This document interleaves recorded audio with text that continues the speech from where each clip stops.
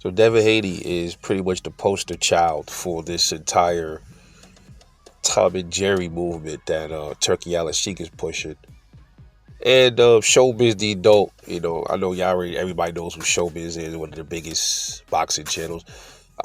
He's the one that I heard say it first. I made a YouTube, I was talking about that on my videos, and I said, I really don't agree with that. That's bad talk, man, because when you start talking about stuff like this, that ushers in all kinds of stuff, and it gives these people that feel like they got so much power over boxing, it gives them they start rubbing their hands together like, well, yeah, I want to, now I can, lay down the law and I could just control. It's kind of like how bad laws get passed in this country.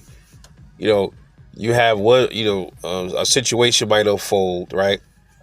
One situation, like, somebody might, like 9/11. Got people getting on airplanes supposedly with box cutters and all this other stuff. Crash planes all over the place, and then that turned into the Patriot Act came out of that, and then now we started getting TSA and extra screening and all of these, the government started coming up with all these crazy laws. It's the same thing. You know what I mean? You give somebody, you take something, one little incident, and you run, a person with power will take that and run with it. And turn that into all kind of other stuff and then make it bad for everybody else. That's pretty much what's happening here. If Turki Alalshikh is allowed to, he probably will. This is probably something that's probably going to be a real thing eventually, because this dude, Turki Alalshikh, pretty much it came out of nowhere.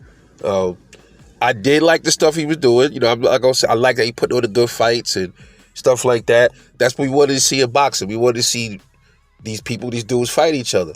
But now I'm starting to think maybe, lots of times, everything you see, everything that glitters is not gold. And sometimes, if something's too good to be true, it usually is. So maybe he was using all of that as a disguise, for what he really want to do with boxing. You know what I'm saying? And this is one of those things he trying to do. He pretty much, this is the equivalent of having like two fighters stand in the ring with their legs tied together and just punching on each other all night.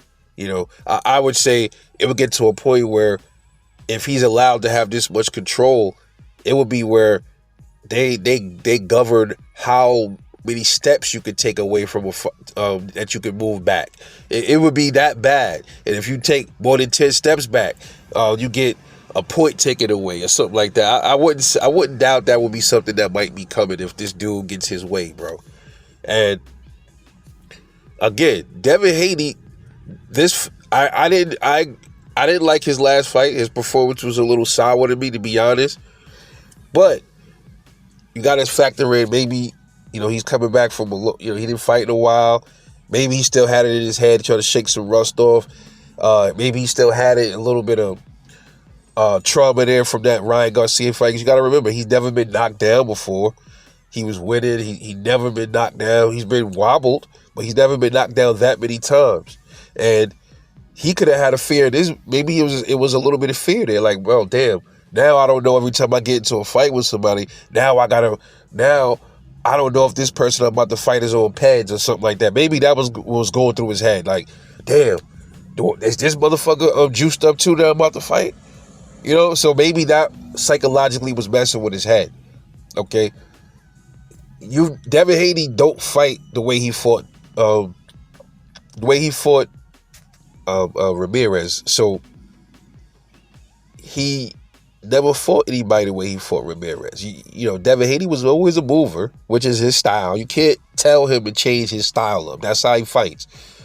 But he was in spots. He know where to plant his feet and get aggressive and move out of there.